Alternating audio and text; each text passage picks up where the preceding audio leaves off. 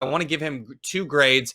One, Eliud Kipchoge, 85 or 95% of his body. Eliud Kipchoge all the way up to his ear, and then I give his ear a separate grade. So we'll start with his ear. I got to think that's an F. The ear was not ready for game time.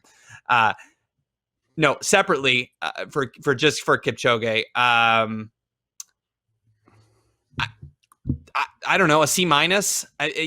He was there. It really seems. I know he's not a guy for excuses, but this looked like he was fine going with the pace. And then I just, for someone who's so experienced, and I don't want to be an apologist, someone who has done this over and over again, for him to say my ear blocked and it caused me issues, I tend to believe him and think this was a fluke thing that just hadn't happened to him yet. But he'll be back. This was just the finally the chips didn't align perfectly for the first marathon in 14, 15 tries.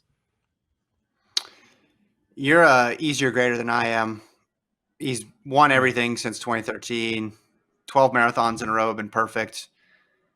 I'm not going to give him an F because he finished the race and he looks to be in one piece, but I'm going to go D here.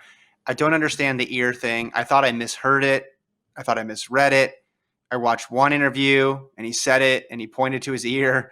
Then I saw another interview with the BBC's Gabby Logan where she actually followed up and said, oh, so like in the lead up, I think she was wondering what we were wondering, like, oh, maybe he has some congestion in his body. And he said, no, just during the race, my ear got blocked.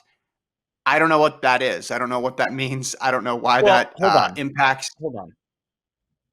Let me just interrupt here because I have some experience here because I've recently come off a cold. And he didn't say he had a cold, Kipchoge didn't have a cold. No. I'm just saying he didn't have a cold, but he was out in 50-degree weather when it was raining. And so cold-like symptoms, you're going to get a runny nose, right? You're going to, some things are going to start to happen.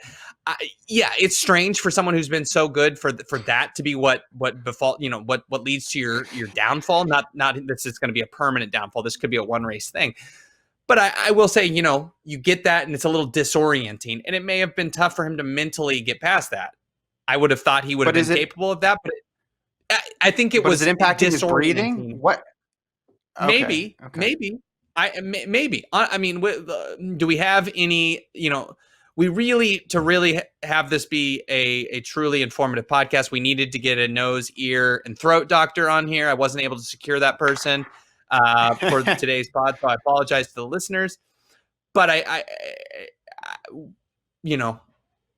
it's tough because you want to just say, wow, Kipchoge got beat and it was an ear. He must have psyched himself out. I do think there's something to it that he mentioned it. I think it was disorienting and it may have, his cadence may have been off, and it may, let's be honest, it may have mentally just shook him, and he may have not been having a good day before that period. Yeah. I don't know. There's a lot of things. It's very tempting as a commentator. It's very tempting to look at this and be like, to do the usual, well, it was a pandemic race. His rival dropped out.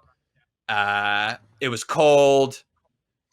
And then he got a little congestion. I mean, just throw this thing in the trash can. Come on. This didn't really count. It's tempting. No, I'm not going to do it, but it's tempting.